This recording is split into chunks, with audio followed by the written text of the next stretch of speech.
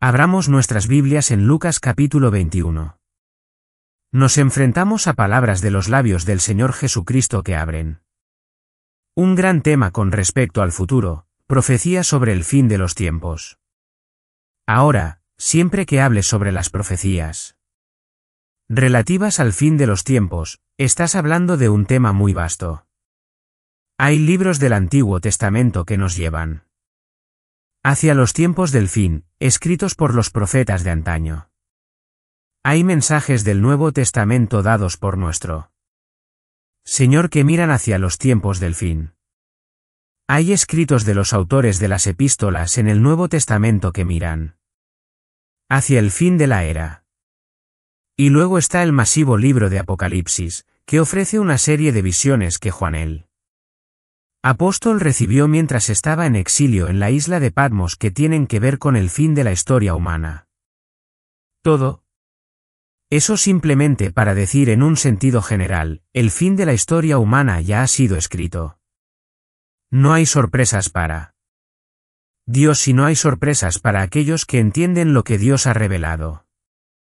Dios nos ha dado en su palabra un entendimiento del fin, si tomamos la Escritura tal como es.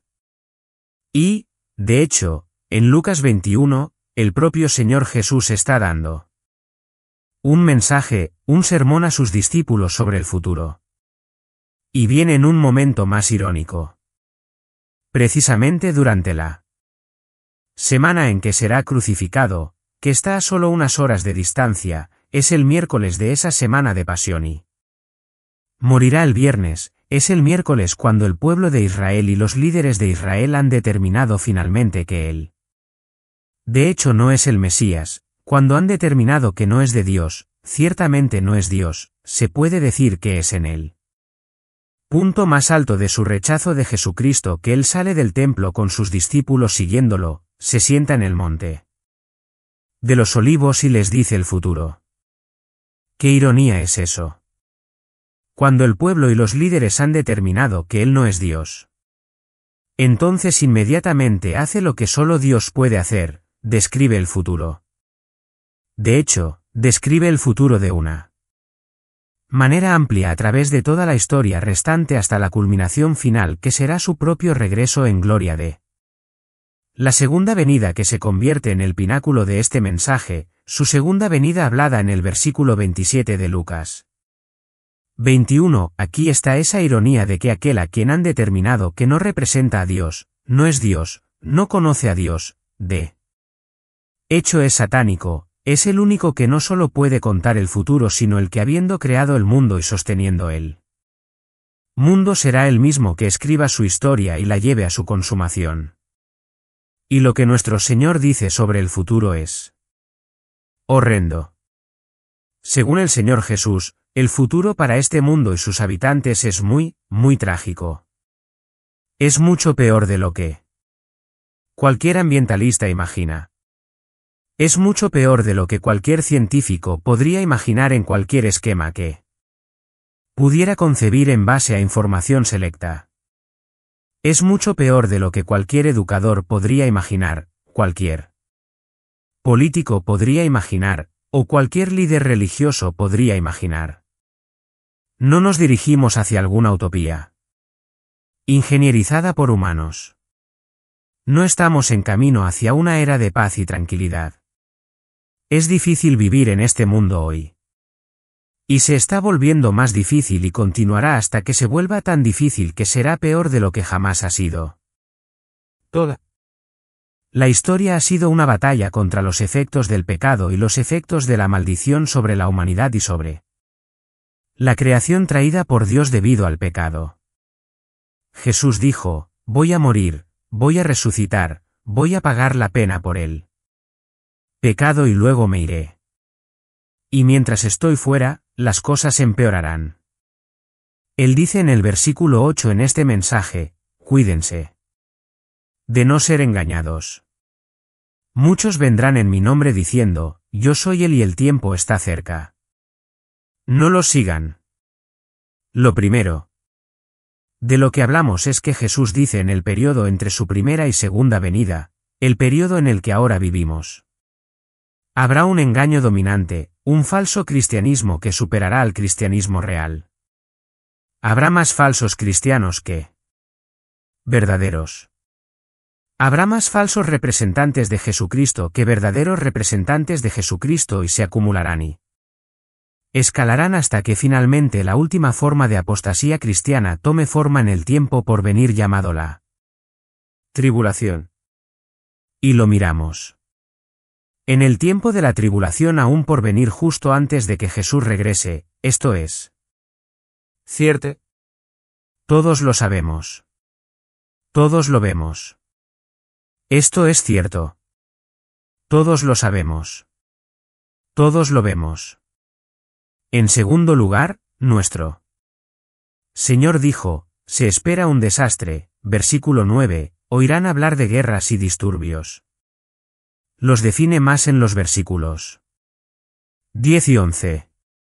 Las guerras y disturbios involucran naciones levantándose contra nación, reino contra reino, la guerra y el conflicto globales caracterizarán este tiempo. También habrá desastres naturales, grandes terremotos, diversas plagas, hambrunas, terrores que abarcarían todo lo que hemos hablado, como tormentas de fuego y tsunamis y olas de marea y cualquier otra erupción volcánica, etcétera, etcétera, no incluidos en terremotos, hambrunas y plagas. Y habrá grandes señales del cielo, huracanes, tornados, etcétera, etcétera, etcétera. Y el mundo se caracterizará entonces por el engaño religioso y por el desastre natural. Y hemos visto eso, es cierto, es la forma en que es en el mundo.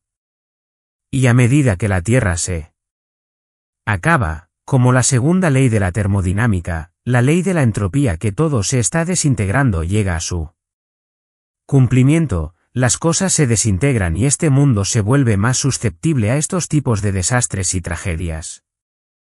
En tercer lugar, él dice que vendrá la angustia de la persecución. Antes de todas estas cosas, pondrán sus manos sobre ustedes que profesan seguirme. Los perseguirán, entregándolos a sinagogas y prisiones, esa fue la persecución judía, llevándolos ante reyes y gobernadores, esa es la persecución gentil, todo por mi nombre. Conducirá a una oportunidad para su testimonio, así que decídanse de antemano a no prepararse para defenderse o yo les daré una declaración y sabiduría que ninguno de sus oponentes podrá resistir o refutar, pero serán entregados incluso por padres y hermanos y parientes y amigos y algunos de ustedes serán puestos a muerte y serán odiados por todos por causa de mi nombre. Y les dije que algunos han contado hasta 70,000,000 de cristianos profesos que han sido martirizados desde que Jesús dijo estas palabras hasta ahora. Este periodo de tiempo entre las dos venidas de Cristo se caracteriza por el engaño religioso, por la catástrofe y desastre natural y por la persecución del pueblo de Dios. Estas son las realidades de la historia. Son hechos de la historia. Jesús dijo que así sería y así es exactamente como sería y como es. Por supuesto, recuerdan que los discípulos esperaban que el Mesías viniera y estableciera el reino. Esto es muy opuesto a lo que esperaban.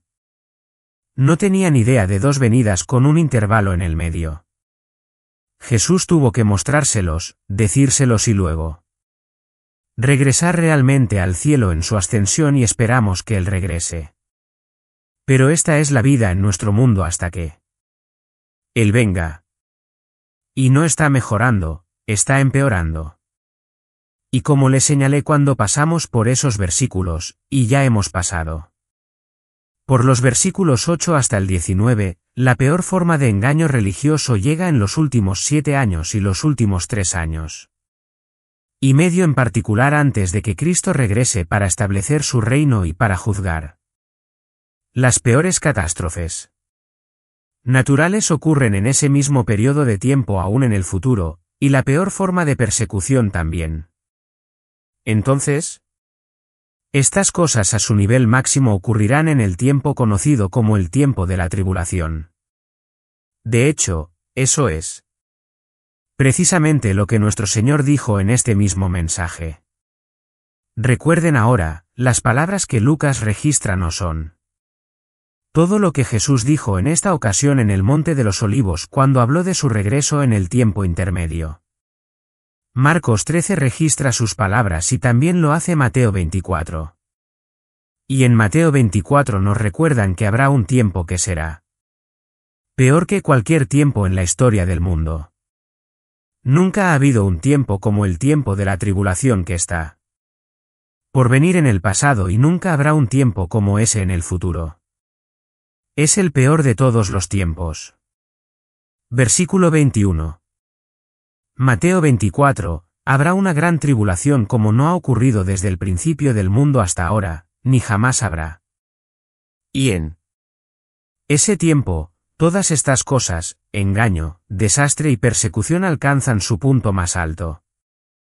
Ahora nuestro Señor también dice que cuando comiencen, son el comienzo de dolores de parto. Mateo 24, 8, el comienzo de dolores de parto. Los dolores de parto es una buena ilustración para hablar de esta progresión porque todos entienden los dolores de parto.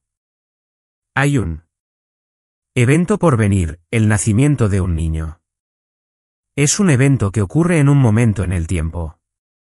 Antes de ese evento, hay dolores crecientes y aumentando. Es una ilustración perfecta. Jesús está diciendo que cuando Él se vaya, estas cosas comenzarán a suceder. Estos son los dolores de parto muy tempranos, casi falsos dolores de parto. A medida que se acerca el regreso de Cristo, los dolores de parto serán reales, crecerán más intensos y más intensos y más intensos al final. Por ejemplo, cuando miras el tiempo de la tribulación en el libro de Apocalipsis, está expuesto bajo 7 sellos. Hay un pergamino que se enrolla y luego se sella, y se enrolla y luego se sella, y se enrolla y luego se sella. Entonces está sellado 7 veces. Así es como sellaron un testamento. Es la escritura de propiedad de la tierra. Cristo va a tomarla. Escritura de propiedad de la tierra, desenrollarla, recuperar la tierra del usurpador, Satanás. Cada vez que rompe un sello, se libera otro juicio. Entonces tienes los 7 juicios de los sellos. Cuando abre el 7º sello, que es el último al final del periodo de 7 años, de ese 7º sello salen 7 toques de trompeta. Esos son más rápidos. Todos ocurren en el tiempo del 7º sello que es justo al final. Entonces tienes 7 juicios de trompeta que vienen justo al final del 7º trompeta salen 7 copas que se derraman en juicio y son aún más rápidos que las trompetas. Entonces tienes esa misma intensidad de dolores de parto escalando en la imaginería de 7 sellos durante un periodo de 7 años, 7 trompetas durante un periodo de meses y 7 copas durante un periodo de días y horas. Y luego, al final de los juicios de las copas, todos los juicios están terminados, Cristo viene, juzga a los impíos y establece su reino terrenal. Los dolores de parto. Entonces nos dan la idea de que tienes una intensidad escalando hasta el final mismo cuando los dolores se vuelven feroces conduciendo hasta el evento mismo. Estos dolores finales, como acabo de mencionar, están descritos en el libro de Apocalipsis.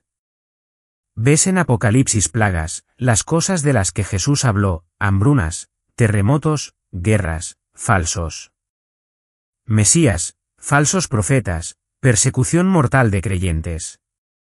Ves todo eso en el libro de Apocalipsis con una intensidad y Un nivel que el mundo nunca ha experimentado ni experimentará. Y cuando comiences a ver esos, Jesús dijo en Mateo 12:33. Cuando comiences a verlos a ese nivel, a esa intensidad, cuando veas estas cosas, sabe, Mateo 12:33, que Él está cerca. Que Él está cerca. Aún no hemos comenzado a ver esos. Sabemos cómo serán porque están expuestos en detalle en el libro de Apocalipsis. En Mateo 24:21, Jesús dijo, habrá una gran tribulación. Hay tribulación ahora.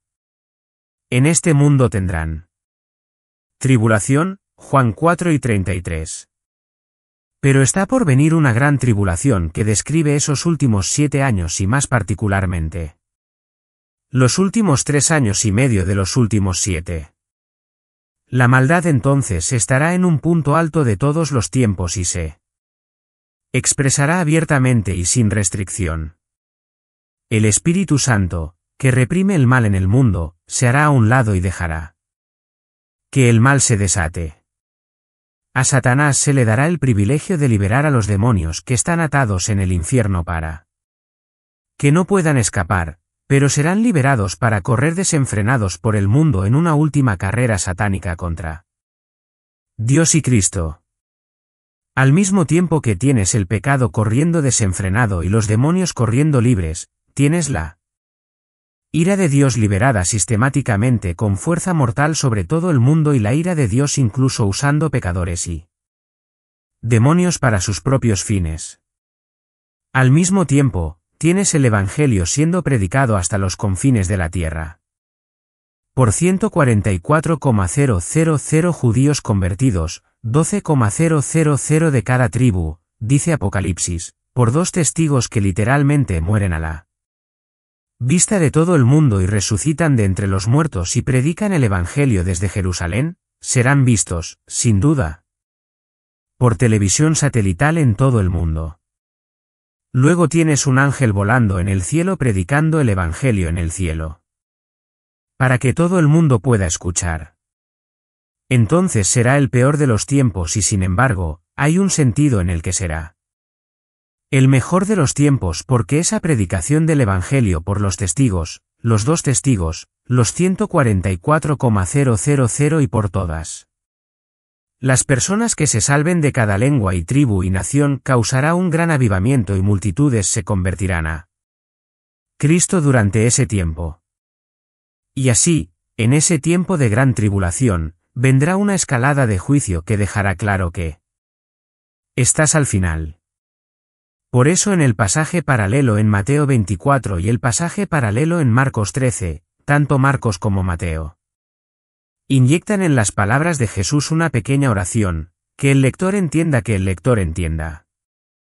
Algunas personas piensan que la literatura profética está escrita para hacer las cosas incomprensibles, que la literatura profética está diseñada para crear misterio y confusión, en absoluto. Que el lector entienda.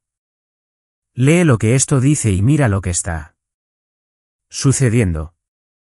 Puedo leer lo que Jesús dijo sobre guerras, naciones y reinos enfrentándose entre sí a través de la historia humana, formas falsas de cristianismo, falsos mesías, falsos profetas. Leo sobre la persecución de creyentes y digo, entiendo. Lo veo. Esa es la historia, esa es la realidad, así es como es. Y en el futuro, cuando estas cosas alcancen el nivel más intenso de sus agonías, sus dolores de parto, todo lo que tienes que hacer es leer la escritura y sabrás exactamente qué está pasando. Esas palabras son inyectadas por el escritor porque el escritor de Mateo y el escritor de Marcos entienden que las personas en el futuro estarán leyendo esto. No dice que el oyente entienda. Eso no es algo que Jesús dijo a sus discípulos en ese momento, sino que es algo que el autor inspirado por el Espíritu dice a las generaciones futuras que están mirando la historia y preguntándose qué está pasando. Y él dice, que el lector entienda. Verás esto desarrollarse ante tus propios ojos. En ese momento, Mateo 24 dice, cuando estos juicios sean liberados. Cuando la iniquidad corra desenfrenada, cuando los creyentes sean perseguidos y, por cierto, cuando haya un avivamiento. En todo el mundo, la gente se esté salvando, Israel será salvo en ese momento. Habrá un gran avivamiento en la ciudad de Jerusalén, Apocalipsis 11. Habrá 144,000 judíos convertidos, identificados en Apocalipsis 7 y 14. Multitudes de todo el mundo están identificadas en Apocalipsis 5. Satanás se rebelará contra eso y traerá la mayor persecución en la historia. Esa persecución hará que algunas personas deserten. Habrá creyentes falsos profesos en ese periodo que desertarán bajo el calor de la persecución, otros que desertarán bajo la influencia de la anarquía. Mateo 24, Jesús dijo, debido a la anarquía o iniquidad, el amor de muchos se enfriará. En otras palabras, no querrán abandonar su pecado. Entonces habrá creyentes falsos incluso en ese momento que desertarán. Pero los verdaderos creyentes soportarán como recordamos la última vez, versículo 19, por su resistencia ganarán sus vidas. Ahora, ¿cómo sabrán los lectores del futuro cuando esto llegará? ¿Cómo sabrán que Jesús viene pronto? ¿Qué señal?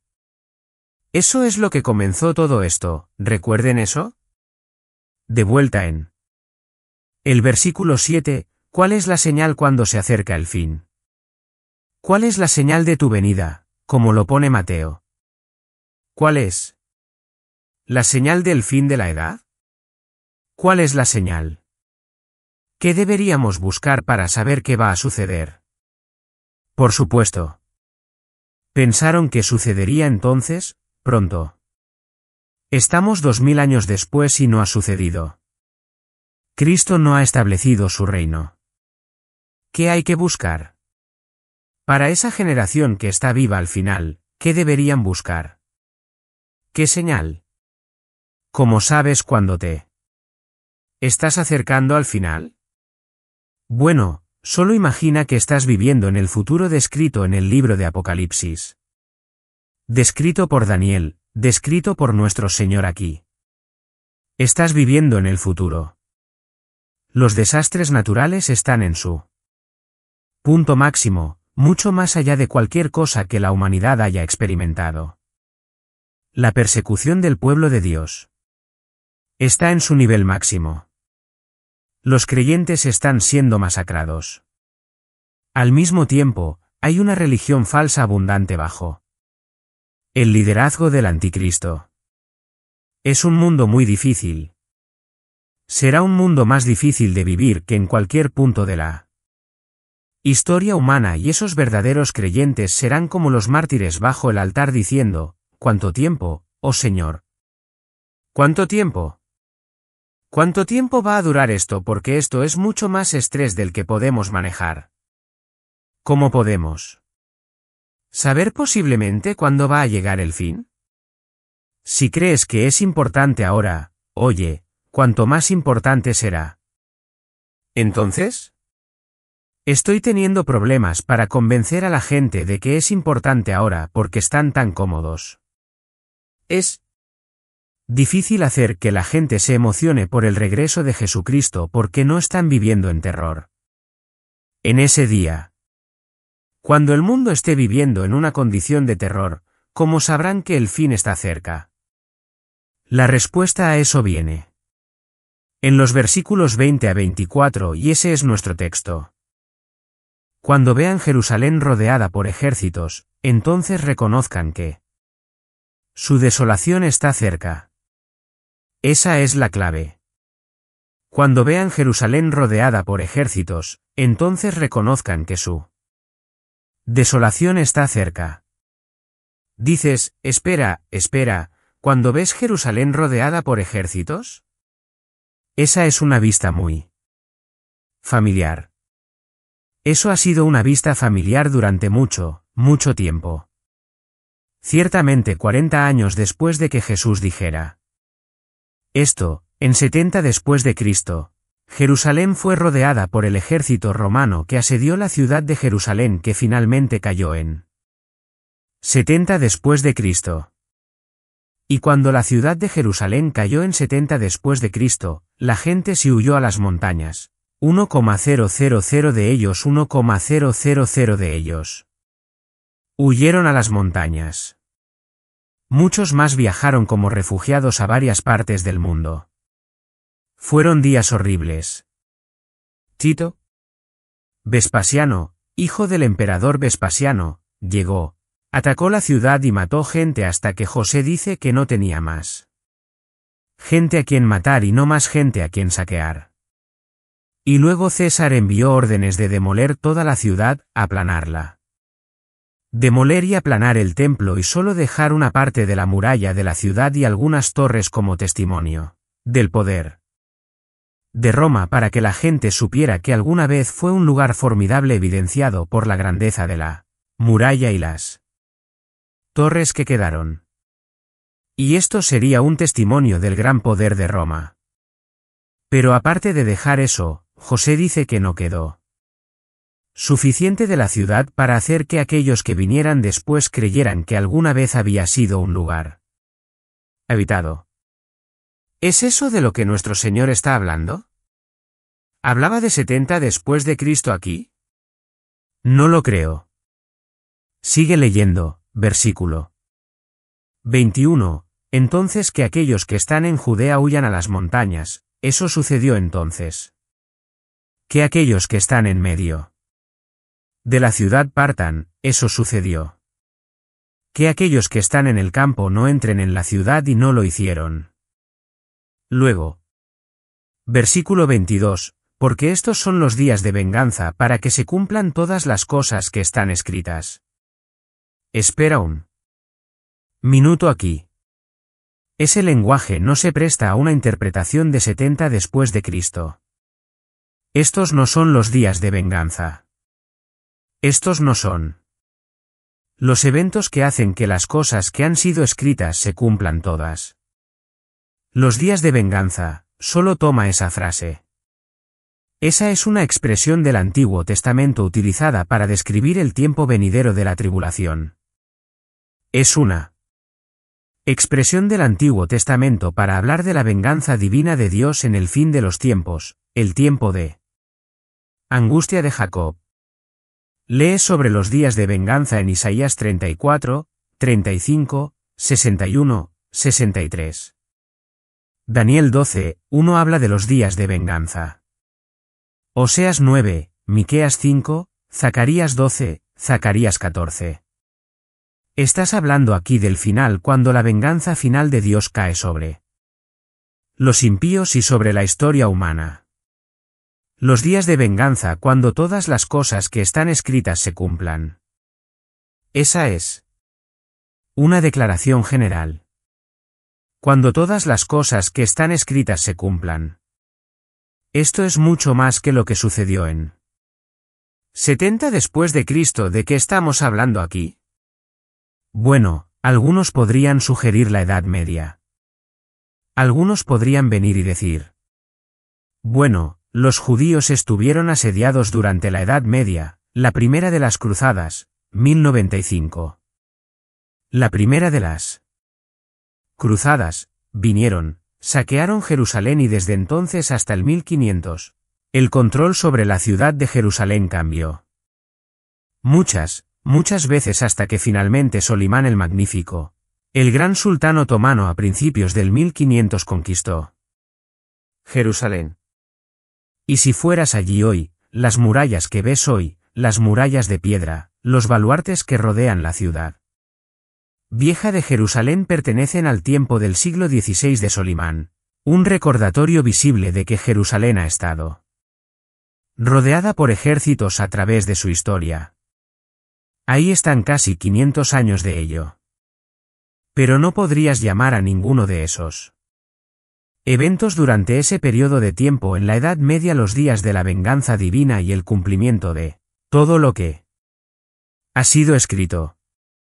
Bueno, incluso hoy alguien podría decir que Jerusalén está rodeada por ejércitos, no que esté en contra los bordes de la muralla de la ciudad, pero hay ejércitos en constante preparación para la guerra rodeando Israel todo el tiempo. Desde que regresaron en 1948, se declararon un estado. Fue inmediatamente después de eso que una guerra de independencia dejó la ciudad de Jerusalén dividida, Jordania controlando la ciudad vieja incluyendo el monte del templo y la mayoría de los sitios históricos. Y eso solo duró unos 20 años hasta 1967. ¿Recuerdan la Guerra de los 6 días?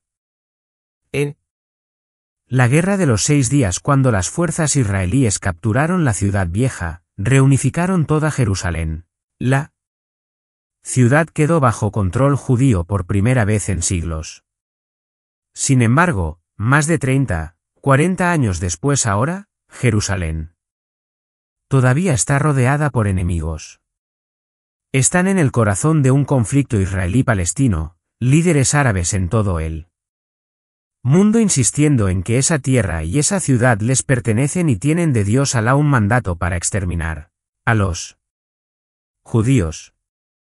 Jerusalén ha estado rodeada por ejércitos. Está rodeada por ejércitos en un sentido figurado ahora mismo.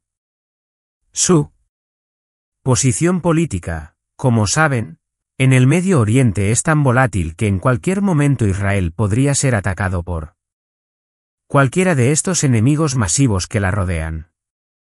¿Es eso de lo que esto está hablando? ¿Estamos hablando de ahora? ¿Es esto? ¿Estamos ahí?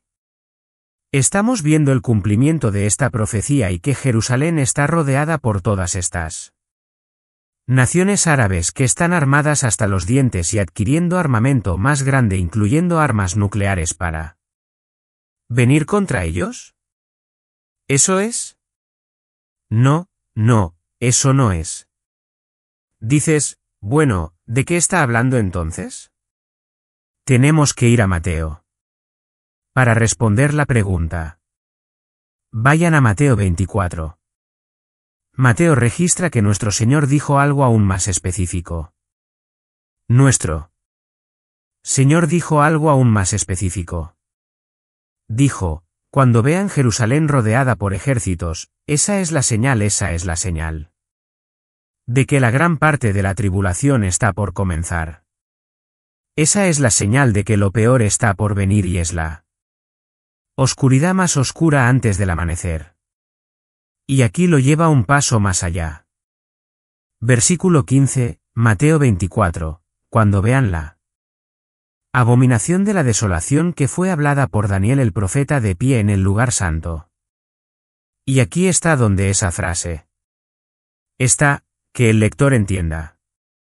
Entonces aquellos que están en Judea huyan a las montañas y él repasa la misma serie de advertencias para salir del lugar. Si estás en la azotea, ni siquiera bajes adentro a buscar tus pertenencias. Si estás en un campo, no vuelvas a buscar tu abrigo. Y hay de aquellos que están embarazadas, aquellos que amamantan bebés incluso. Como vimos registrado en Lucas, rueguen que su huida no sea en invierno o en un sábado. Habrá una gran tribulación. Lo que lanza la gran tribulación en el punto medio de los 7 años. La gran tribulación es la última mitad y Daniel señala esto incluso numerando los días en el capítulo 12, como el libro de Apocalipsis numera los días. Lo que desencadena la última mitad, la peor mitad justo antes del regreso de Cristo. Lo que lanza esa gran tribulación es cuando los ejércitos rodean Jerusalén y hay el cometimiento de lo que Daniel llama la abominación de la desolación, la abominación de la desolación. Jesús es muy específico. Jesús entonces relaciona la profecía de Daniel de la abominación de la desolación con el fin de los tiempos. Cuando veas la abominación de la desolación, sabes que ese es el tiempo, ese es el fin de los tiempos. Justo después de eso, Versículo 29, viene la tribulación, su forma final. El sol se oscurece y la luna no da su luz, las estrellas caen, luego la señal del Hijo del Hombre aparece en el cielo. Todo esto es escatológico, todo en los últimos días. Así que nuestro Señor está hablando de un periodo en el fin de la historia, cuando los ejércitos acampados alrededor de Jerusalén y acampados alrededor de Jerusalén con el propósito de desolación. Eso simplemente es una palabra que significa arruinar, destruir. Acampan alrededor de Jerusalén con la intención de entrar y crear desolación. ¿Qué desolación específica? La abominación de la desolación, dice Mateo. Y así él completa las palabras de nuestro Señor. Exactamente qué es una abominación. Es una blasfemia, es una blasfemia. Eso es lo que significa la palabra. Se comete en este momento una blasfemia. De hecho, una abominación para Dios es cualquier acto de idolatría, cualquier cosa que blasfeme su nombre, su honor, su adoración, su gloria, su lugar. Ciertamente la impureza espiritual es una blasfemia y una abominación. Ciertamente la inmoralidad de cualquier tipo, la injusticia es una abominación. Pero en particular, la idolatría es una abominación. Entonces tenemos aquí entonces en el fin de los tiempos la profecía de naciones rodeando Jerusalén, y dentro de Jerusalén se comete una abominación de desolación que es hablada por Daniel. Vamos a Daniel 927 y veamos qué es. Aquí está nuestro gran desafío. No puedo llevarlos a través de todo esto en esta ocasión. Les sugiero, si tienen más interés, obtengan algo del material sobre Daniel, lean las secciones en la Biblia de estudio, obtengan el CD sobre Daniel 927 y obtendrán una mayor comprensión de la abominación de la desolación. O estudien el material de Mateo 2415 donde se hace referencia a la abominación de la desolación. Tengo mensajes sobre eso, así como el comentario de Mateo con una sección extensa sobre eso. También hay un capítulo en el libro, La Segunda Venida, que trata esto también. Pero miren el 927 en Daniel, y él hará un pacto firme, hablando del anticristo, en el fin de los tiempos vendrá él. Anticristo final, el falso Mesías final, el falso profeta final. Y él hará un pacto firme con muchos por uno. ¿Semana? ¿Qué significa eso? Hace un pacto o un pacto con Israel. Se convierte en el protector de Israel. Asombroso. Ellos están todavía en incredulidad cuando comienza la tribulación. La iglesia ha sido arrebatada, ahora comienza la tribulación. Israel todavía está en incredulidad. El anticristo llega, se ofrece como el protector de Israel porque Israel está sentado en un mundo aún muy hostil. Así que el anticristo llega, se ofrece como el protector de Israel.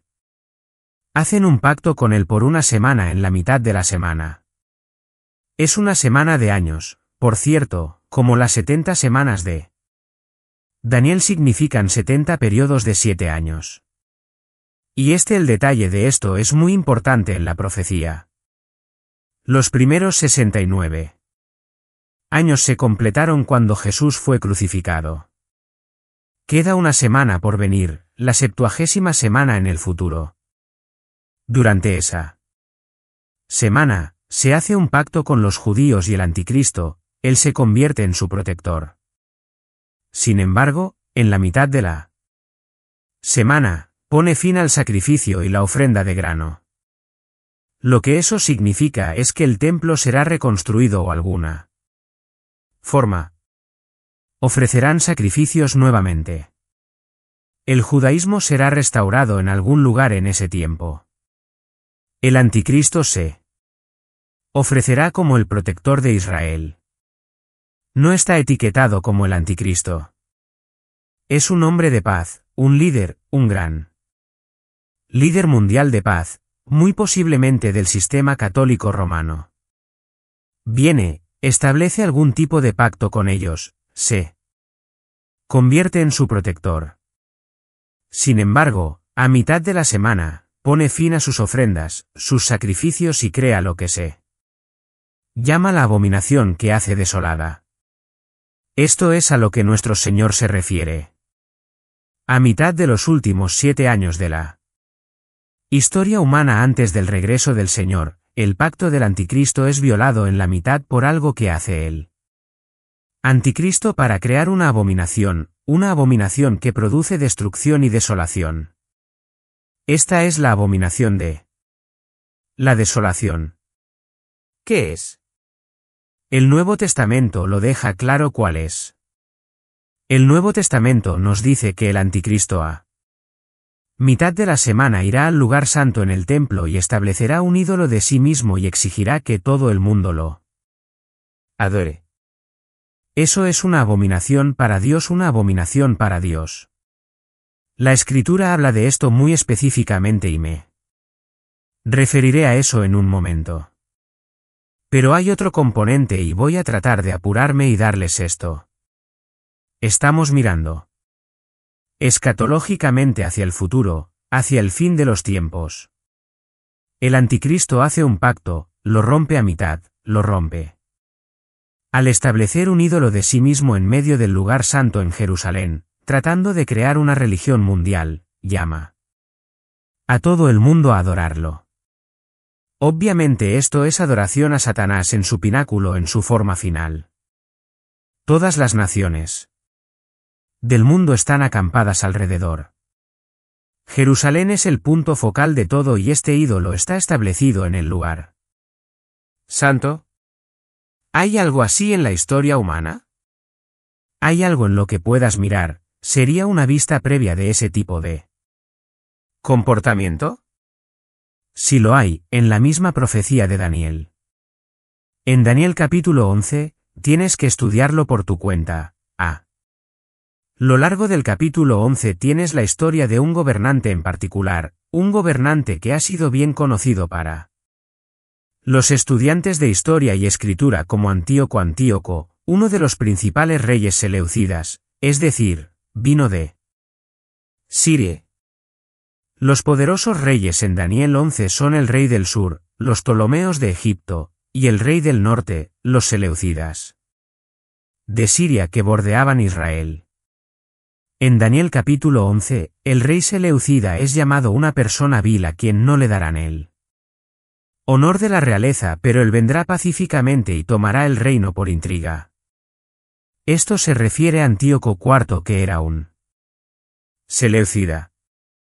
Ahora necesitas saber solo un poco sobre este tipo en particular y no puedo llevarte a un montón de detalles. Él vino en el siglo III. Daniel profetiza en el siglo VI. Dice que va a haber un rey y da todo tipo de detalles sobre él. Él viene 3 siglos después.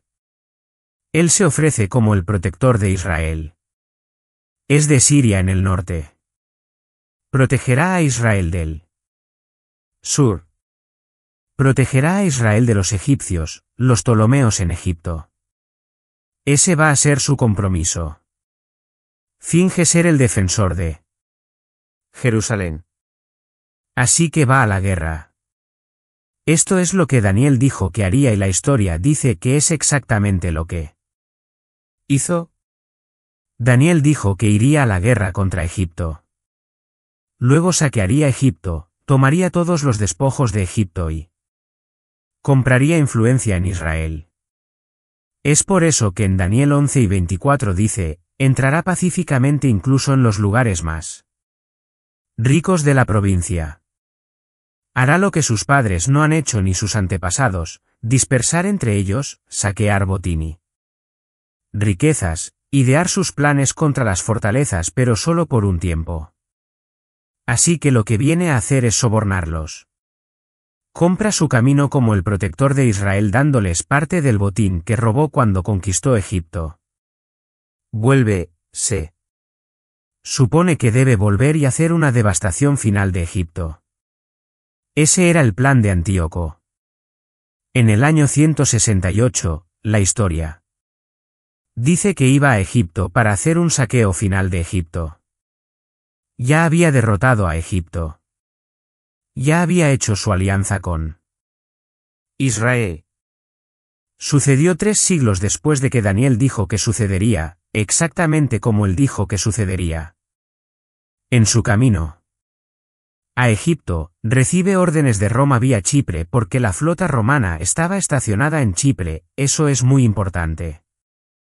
La flota romana está anclada en Chipre, la palabra le llega a él. César dice, no hagas guerra contra los Ptolomeos, no. Hagas guerra contra Egipto. Está humillado. Está enojado. Está furioso.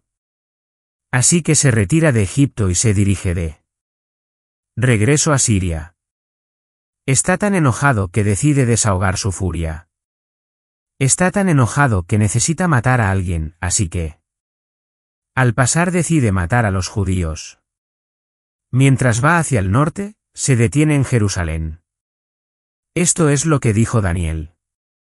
Daniel 11:30, barcos de Chipre vendrán contra él, por lo tanto, él estará enojado, regresará en ira contra el pacto santo y hará daño.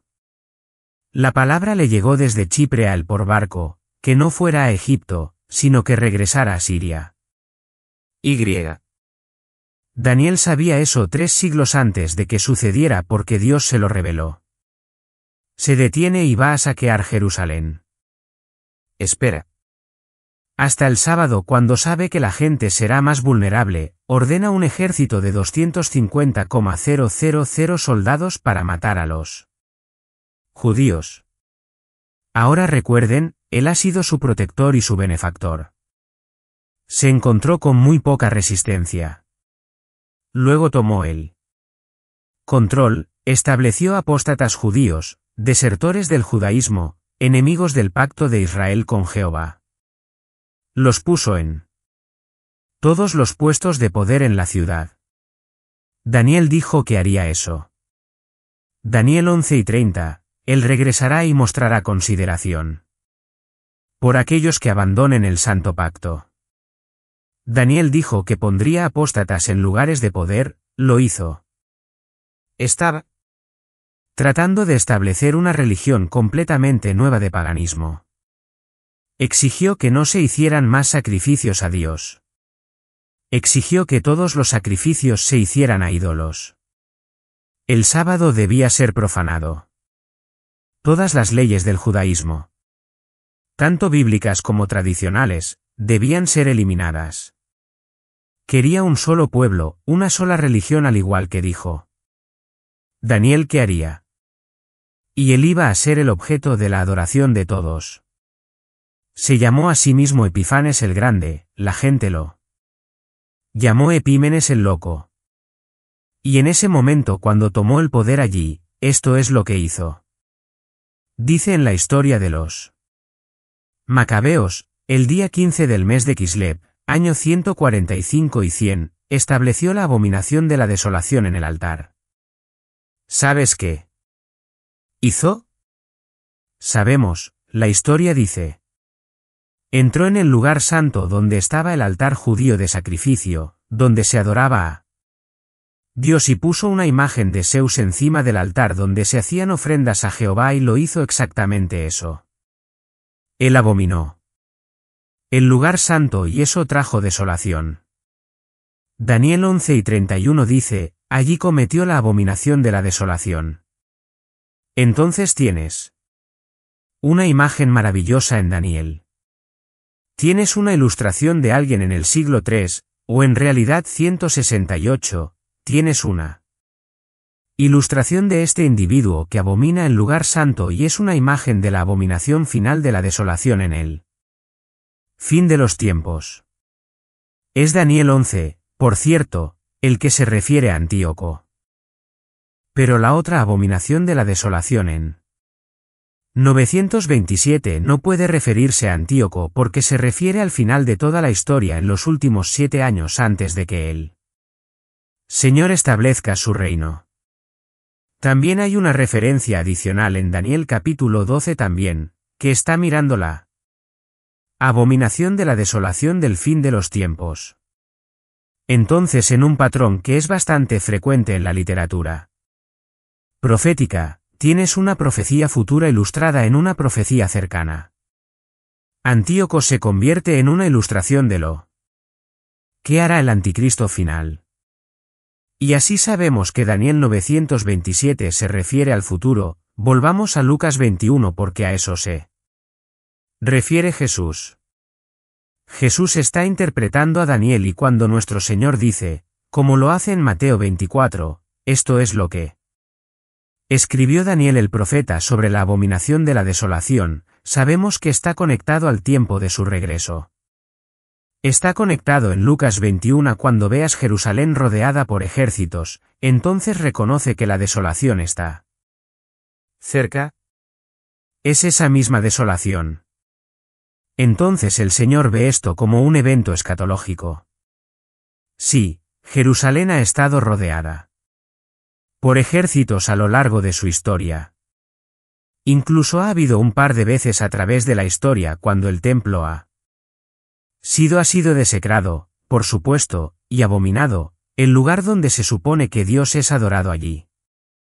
Está ese tiempo más notable expuesto en Daniel 11 y cumplido en la historia por Antíoco donde ocurrió una especie de abominación de la desolación y él hizo cosas que fueron absolutamente atroces. La historia de lo que hizo más allá de lo que les conté es que sacrificó un cerdo en el altar y metió carne de cerdo en la boca de los sacerdotes como una forma de desecrar el lugar y desecrarlos también. Entonces la imagen de lo que hizo es solo una vista previa de lo que hará ese anticristo final. Y si preguntas exactamente qué hará ese anticristo final, Apocalipsis 13 dice, aquí está su abominación, en su visión se le otorgó el poder de dar aliento a la imagen de la bestia. Él establece su imagen en el templo en el lugar santo, su ídolo. Se le dio poder para que la imagen de la bestia hablara y causara que tantos como no adoraran la imagen de la bestia fueran matados, Apocalipsis 1 y 15. Así que él no establece un altar de Zeus, él establece un ídolo de sí mismo. Pablo lo describe en 2 Tesalonicenses 2, 3 y 4 con estas palabras. El apóstol Pablo dice esto, el hombre de pecado cuando se rebele, ese es el anticristo, el hijo de perdición que se opone y se exalta a sí mismo por encima de todo lo que se llama Dios o que se adora para que se siente como Dios en el templo de Dios mostrándose a sí mismo que Él es Dios. Esa es la abominación final. Eso es lo que hizo Antíoco en una vista previa de la abominación final. Así que el lector entienda. Cuando veas en la historia humana un líder mundial al final de la edad que haga un pacto de protección con Israel para protegerlos, y en medio de ese periodo de protección mientras los juicios están comenzando a moverse que son diferentes a cualquier cosa en la historia del mundo, y ves los ejércitos del mundo rodeando Jerusalén para poner fin a Israel, y ves a este anticristo entrando en el lugar santo, poniendo un ídolo de sí mismo para establecer una religión mundial llamando a todo el mundo a adorarlo, sabes que la venida de Cristo está cerca. Se volverá contra Israel a quien ha fingido proteger. Llamará a los ejércitos del mundo a venir y se amasarán en Israel desde la ciudad de Jerusalén hasta el llano de Megiddo, todas estas fuerzas establecidas contra Dios y contra Israel, y luego desecrará el lugar santo y esto desencadenará el regreso y el juicio de Cristo, quien destruirá todos los ejércitos del mundo, todos los impíos e injustos, y establecerá su reino. Ahora, volviendo a nuestro texto de Lucas 21. Rápidamente. Cuando esto suceda, estos son los días de venganza cuando todas las cosas escritas están por cumplirse. Hay De aquellos que están con hijo y aquellos que amamantan trabajo en esos días. ¿Por qué quiere que todos huyan? ¿Por qué? ¿Quiere que huyan? Bueno, en cierto sentido es metafórico, salgan, el desastre va a ser tan horrible, no querrán experimentar el horror de lo que va a suceder en ese lugar cuando el anticristo descienda sobre eso y comience la masacre que va a suceder allí. Pero hay otro elemento y es que este es el fin del evangelismo. Para aquellos que son creyentes, Él no dice soporten la persecución, soporten el sufrimiento, aguántelo, no se preocupen si son arrestados, no se preocupen si están encarcelados, no se preocupen si son martirizados. Saldrá para ser un testimonio de la bondad del Evangelio y harán una buena confesión. No hay más evangelismo, se acabó. Se terminó. Solo vete. Dios quiere proteger y protegerá a ciertos de su pueblo para entrar en el reino terrenal milenario. Es hora de salir. Va a ser más difícil para las mujeres embarazadas y las mujeres que tienen bebés amamantando. Obviamente no pueden moverse tan rápido, están impedidos. Habrá gran angustia sobre la tierra y ira a este pueblo. Será la ira de Satanás, pero será ejecutando la ira de Dios. Caerán por el filo de la espada. Habrá una masacre liderada cautiva en todas las naciones. Esto sucede en el punto medio durante los últimos 3 años y medio. La gente que no es masacrada será enviada por todo el mundo, como también leemos en Mateo 24. Jerusalén será pisoteada por los gentiles solo hasta que se cumplan los tiempos de los gentiles. ¿Qué son los tiempos de los gentiles? Es un periodo de tiempo desde 586 a.C. cuando Israel fue por primera vez al cautiverio hasta el fin de la tribulación cuando Cristo viene a establecer su reino. A través de todo este tiempo han estado en un grado u otro bajo el ataque, la opresión, la influencia de los gentiles. Pero los tiempos de los gentiles terminarán. No terminó en 70 después de Cristo, así que esto no puede referirse a eso. No terminó en unos 600. Así que esto no puede referirse a eso. El fin de los tiempos de los gentiles es concurrente con los días de la venganza de Dios cuando todas las cosas serán finalmente cumplidas. Este es el futuro del mundo. El Antiguo Testamento entendió esto. Los profetas del Antiguo Testamento lo dijeron. Déjenme cerrar con esto, Zacarías 12, la carga de la palabra del Señor concerniente a Israel, así declara el Señor que extiende los cielos, coloca la fundación de la tierra y forma el espíritu del hombre dentro de él. He aquí, voy a hacer de Jerusalén una copa que hace tambalear a todos los pueblos de alrededor y cuando el asedio esté contra Jerusalén, también estará contra Judá, como dije, a lo largo de esa tierra. Y. Sucederá en ese día que haré de Jerusalén una piedra pesada para todos los pueblos, todos los que la levanten serán severamente heridos y todas las naciones de la tierra se reunirán contra ella. En ese día, declara el Señor, golpearé. Eso no está hablando de nada que sucedió en 70 después de Cristo. El Señor no golpeó en 70 después de Cristo. Tampoco sucedió en el tiempo de Antíoco. Este asedio de Jerusalén es el mismo del que nuestro Señor está hablando, el mismo del que habló Zacarías. Zacarías 14, él habla de eso nuevamente, reuniré, versículo 2, todas las naciones contra Jerusalén para la batalla. La ciudad será capturada, las casas saqueadas, las mujeres violadas, por eso quieres correr. La mitad de la ciudad exiliada, el resto no será cortado de la ciudad. El Señor saldrá y luchará contra esas naciones como lucha en un día de batalla. Ese gran conflicto al final es donde el Señor baja y trae la victoria final. Eso no sucedió 70 después de Cristo, no sucedió. En el día de Antíoco, sucederá en ese día. Entonces, cuando miras la historia del mundo y entiendes lo que Jesús está diciendo, lo expuso todo, expuso exactamente cómo iría, que escalaría, que empeoraría, que tendría su forma final en los horrores del tiempo de la tribulación descrito en el libro de Apocalipsis, el evento desencadenante para que la gente sepa que el fin está cerca. Son los ejércitos del mundo reuniéndose contra Jerusalén después de que un protector, aparentemente aceptado como el que los defenderá y los mantendrá a salvo, se vuelve contra ellos.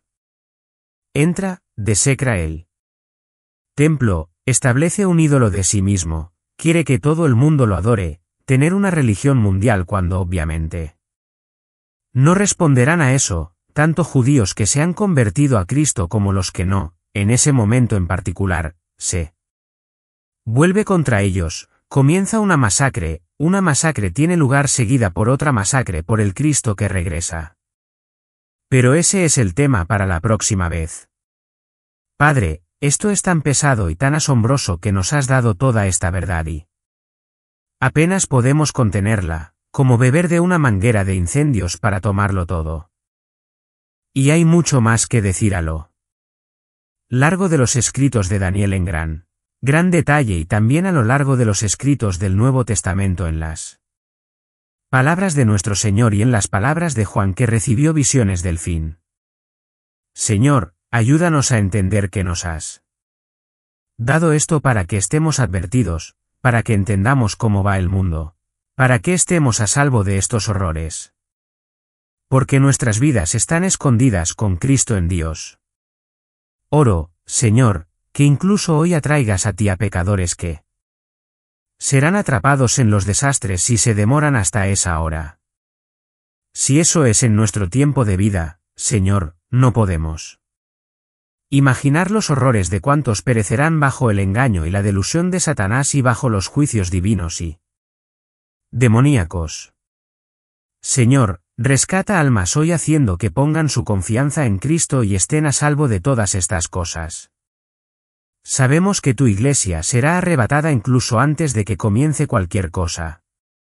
Y sí, Señor, entendemos que incluso los peores tiempos también serán un tiempo cuando comenzarás de nuevo a reunir a un pueblo para ti para vivir para siempre en el cielo y alabarte y glorificarte. Te damos gracias, Señor, que eres un Dios que redime a través de todas las eras de la historia. Oramos por tu propia gloria que redimas a los pecadores incluso hoy en el nombre de Cristo. Amén.